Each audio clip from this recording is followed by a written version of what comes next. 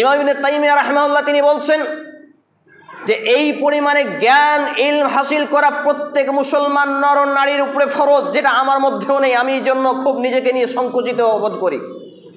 কোন পরিমাণ? আমার এবং আপনার এলাকায় যেসব মাদ্রাসা সাইকুল হাদিসগুলো রয়েছেন, যারা সরাসরি নাড়া জাবারজের এই ছাড়া, হরকত ছাড়া, হরকতবিহীন যারা কোরআনুল কারীমের আয়াত বা হাদিসগুলো পড়বেন, পড়ার পরে এর ট্রান্সলেট নিজ মাতৃভাষায় করতে পারবেন। ইমাম ইবনে তাইমিয়া রাহিমাহুল্লাহ বলছেন প্রত্যেক মুসলমান নর নারীর উপরে এই পরিমাণ ইলম অর্জন করা ফরজ। সুবহানাল্লাহ। তার এই উক্তিটি আমাকে ভাবিয়ে তোলে। আমি এখনো চিন্তিত রয়েছি, কারণ আমি তো সেই পরিমাণ ইলম অর্জন করতে পারিনি। সম্মানিত উপস্থিতি ভাই এবং বন্ধুগণ, কিন্তু দুর্ভাগ্যজনক ক্রমে আমরা তো টানা হাঁচড়া করে ভাঙা চূড়া করে হলেও কোরআনটাই পড়তে জানলাম না। তাহলে আমরা যদি জমি না পাই, তাহলে জমির বীজ ছিটাবো কিভাবে, আর ফসল উৎপাদন করব কিভাবে? জান্নাত জাহান্নাম কা সওয়াল তো বহুদূর কি বাত।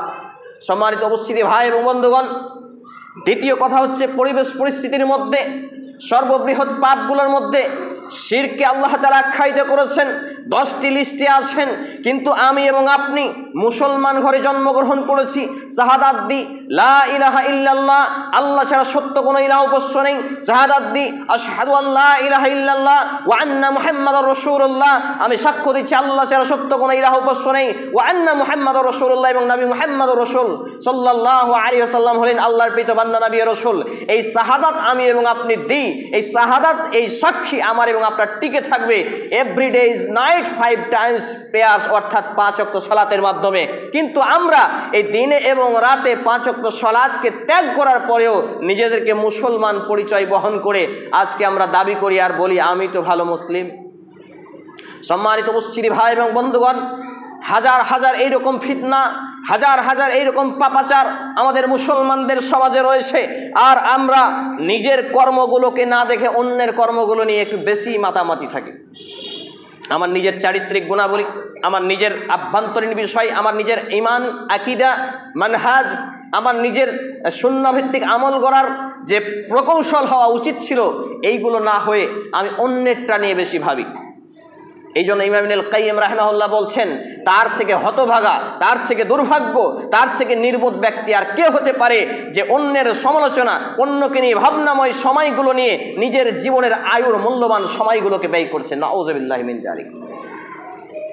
অর্থাৎ আমার এবং আপনার হায়াত সীমিত, হায়াত নির্ধারিত, জীবন মাত্র একটাই।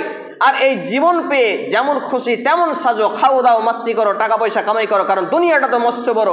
এই নাস্তিকবাদী থিওরি স্লোগান নিয়ে আমি আপনি জীবন কাটাই। অথচ আল্লাহ রাব্বুল আলামিন, আমি দ্বিতীয় খুতবার পরে প্রথম দফায় যে আয়াতে কারিমা পাঠ করেছি, আপনি দেখুন এখানে কি বলেছেন। যদিও আয়াতটি একাধিকবার শুনেছেন, কিন্তু হয়তোবা এভাবে শুনেননি। আল্লাহ রাব্বুল আলামিন বলছেন, ইয়া আইয়ুহাল্লাযীনা আমানু কু আনফুসাকুম ওয়া আহলিকুম নারা, হে ঈমানওয়ালারা তোমরা নিজেকে বাঁচাও, তোমার আহাল পরিবার পরিজনের সদস্য মেম্বারদের বাঁচাও। ওয়া আহলিকুম নারা, জাহান্নামের অগ্নিকুণ্ড নার থেকে। তাহলে আমাকে এবং আপনাকে আল্লাহ রাব্বুল আলামিন নিজেকে বাঁচতে বললেন 1। নাম্বার 2, পরিবার পরিজনকে বাঁচাতে বললেন। পরিবার পরিজন বলতে আজকে আমরা বুঝি না, হয়তো অনেকেই মনে করি পরিবার আবার কোনটা। ব্যক্তিগত জীবনে আমরা হয়তো কোণঠাসা হয়ে যাব, মৃত্যুমুখী যখন ফেরেশতা মালাকুল মউত আমার আপনার দরবারে আসবে, তখনই হয়তো আমরা হতবাক হয়ে যাব। কারণ আমাদের ব্যক্তিগত জীবন, আমাদের চারিত্রিক গুণাবলী, আমাদের আখলাক আদব, আমাদের শিষ্টাচার, আমাদের লেনদেন আদান প্রদান, এভরিথিং, প্রত্যেকটা মোমেন্ট যেন আজকে কুলুষিত হয়ে আছে। আজকে আবর্জনাময় পরিবেশ পরিস্থিতির মধ্যে আমরা জীবন কাটাচ্ছি।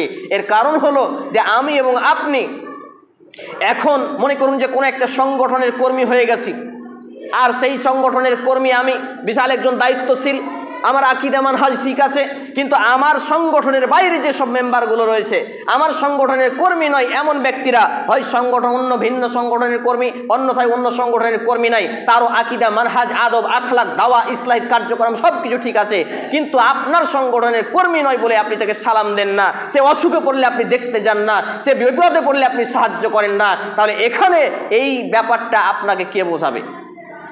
এখানে নবী মুহাম্মদ রাসূল সাল্লাল্লাহু আলাইহি ওয়াসাল্লামের শিষ্টাচার আপনার কোথায়? এখানে আপনার আদব আখলাক কোথায়? আজকে এমন করে বিভিন্নভাবে এত পরিবেশ পরিস্থিতি ঘোলাটে হয়ে আছে, অনেক জায়গায় বলতে গিয়ে দ্বিতীয়বার বলে তৃতীয়বার খুতবা দেওয়ার চান্স দেয়নি। আলহামদুলিল্লাহ, পৃথিবী ছোট নয়, অনেক বড় পৃথিবী। 423টা মসজিদে হয়ে গেল খুতবা। আমি মুসলিম চির রণবীর মরণকে করি না ভয়, আর লজ্জাকে করি পরাজয়, কারণ আমি মুসলিম চির রণবীর। হক কথা বলতে হবে দেহে শ্বাস থাকা পর্যন্ত। সেই কথা যদি আমার বাপের বিরুদ্ধে যায়, গত 3 আগস্ট আমার আব্বা আলেম মানুষ ছিলেন, দুনিয়া থেকে বিদায় নিয়েছেন রাহিমাহুল্লাহ। আমি আমার বাপকেও ছাড় দিইনি কোরআন এবং হাদিসের ক্ষেত্রে, আমার বাপকেও ছাড় দিইনি কোরআন এবং হাদিসের ক্ষেত্রে। আমার আব্বা সম্মিলিত মুনাজাত করালেন, আমি বললাম, আব্বা তুমি যে কাজটা করলে এটা বিদআত। দুনিয়াবী ক্ষেত্রে আমি তোমার পায়ের তলা পর্যন্ত চেটে দেব, এটা আমাকে আল্লাহ রাসূল আদর্শ শিখিয়েছেন। কিন্তু ধর্মীয় ব্যাপারে শিরক এবং বিদআতের ক্ষেত্রে, কোরআন এবং সুন্নাহর ক্ষেত্রে কোনো আপোষ নয়, কোনো আপোষ নয়, কোনো রকম ছাড় দেওয়া হয়নি। আমার আব্বাকে যখন বললাম বিড়ি হারাম, বিড়ির উপার্জন বাড়ি থেকে উঠাবো, তখন আমাকে বললেন যে তুই আলাদা হয়ে যা, ভিন্ন হয়ে যা, কারণ আর্থিক একটু সংকট ছিল, সমাজের চাপ ছিল। যাক, আমি ভিন্ন হলাম। রাহিমাহুল্লাহ, আল্লাহ তাআলা তার প্রতি ভুল ত্রুটি ক্ষমা করে তাকে জান্নাতুল ফেরদৌস নসিব করুন, আমরা আল্লাহুম্মা আমিন। তারপরে আমি বিড়ির উপার্জন উঠিয়ে দিলাম। একদা আমাকে বলছে যে বেটা, এইভাবে তুমি জীবন কাটাচ্ছ, আগে বাসমতি চালের ভাত খেতা, এখন রেশনের চালের ভাত খাচ্ছ, আমার তো কষ্ট লাগে। দুনিয়ার জীবনটা একটু কষ্ট করে, একটু এদিক ওদিক করে, একটু বিড়ির উপার্জনটা থাক না, বৌমাটাকে একটু বিড়ি বাঁধিয়ে একটু স্বাচ্ছন্দ্যে কাটাও না, যখন আর্থিক অবস্থা ভালো হবে তখন। আমি বললাম, না আব্বা, এখানে কোনো ছাড় দেওয়া যাবে না। আমি এখানে বোঝাতে চাচ্ছি, দ্বীন ইসলামের ক্ষেত্রে আমি আমার বাপকে পর্যন্ত ছাড় দিইনি, তা আপনার মসজিদে যদি আমি খুতবা দিতে আসি আপনাকে ছাড় দেবো, এটা ভাবতে পারেন? আপনি যত বড় আলেম হন, আপনি যত বড়ই দায়িত্বশীল হন, আপনি যত বড়ই সংগঠনের কর্মী হন, নেতা হন, কোনো ছাড় আমার কাছে পাবেন না ইনশাআল্লাহ তাআলা।